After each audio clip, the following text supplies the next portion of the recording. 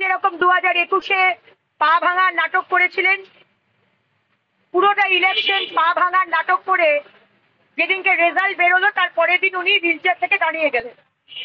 ঠিক একই নাটক এই ভেতরে যারা যারা সিকিউরিটি পার্সোনাল আছে 14 জনকে বলা হচ্ছে তারা নাকি আহত। বাপরা, আমরা 5 জন আর সিকিউরিটি 14 জনকে আমরা মেরে ফেললাম।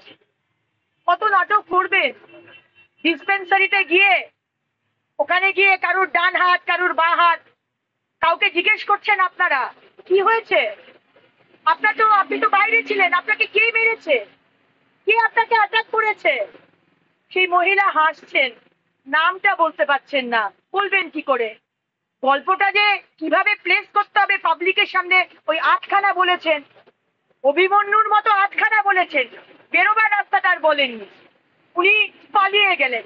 ওই নাটকটা কিভাবে সাজানো হয়েছে অরূপ বিশ্বাস, ফিরাদ ববি হাকিম এবং অধ্যক্ষ মহোদয় যখন স্ক্রিপ্টটা লিখবেন একটু ভালোভাবে লিখবেন, বিশ্বাসযোগ্য করবেন। আজকাছরা লিখে দিচ্ছেন তাড়াহুড়োতে, ঠিক জমলো না ব্যাপারটা, ভালো করে লিখবেন নেক্সট টাইম।